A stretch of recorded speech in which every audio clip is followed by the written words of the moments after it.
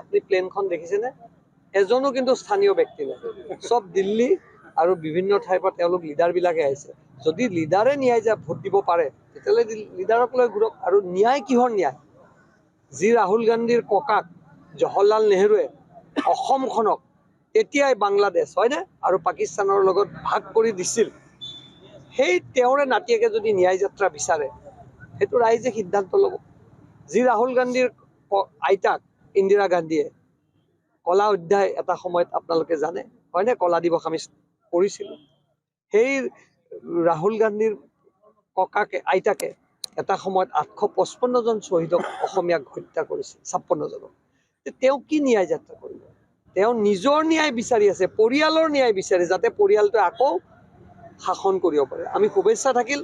আৰু যেতিয়াই ৰাহুল গান্ধীয়ে ন্যায় যাত্ৰা আৰম্ভ কৰে তেতিয়াই কংগ্ৰেছৰ গৰাখহনীয়া হয়।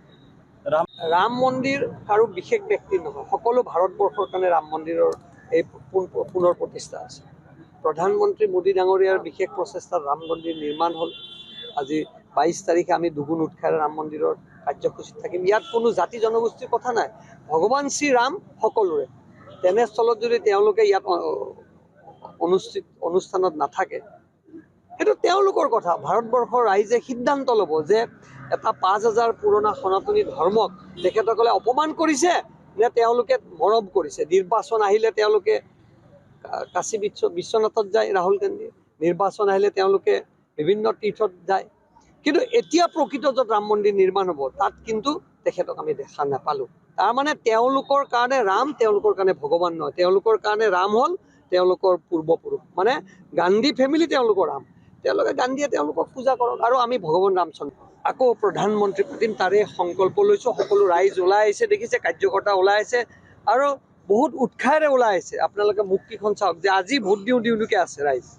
আজিয়ে যদি নিৰ্বাচন হয়, আজি আমি 100% আমি জানো অসমত 14খন আসনৰ ভিতৰত আমি 14খনে সফলতা লাভ কৰিম, এইটো আমাৰ বিশ্বাস আছে। আৰু মুখ্যমন্ত্ৰী ডাঙৰীয়াই ইতিমধ্যে প্ৰচাৰ আৰম্ভ কৰিছে আৰু আমি অনাগত দিনত কংগ্ৰেছ মুক্ত এখন ভাৰত কৰাৰ সংকল্প আমি লৈছোঁ।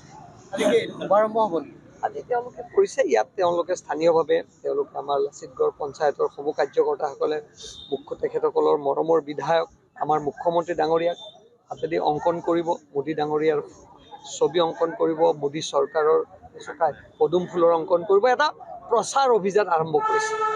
ৰাহুল গান্ধীৰ ন্যায় আপুনি প্লেনখন দেখিছেনে?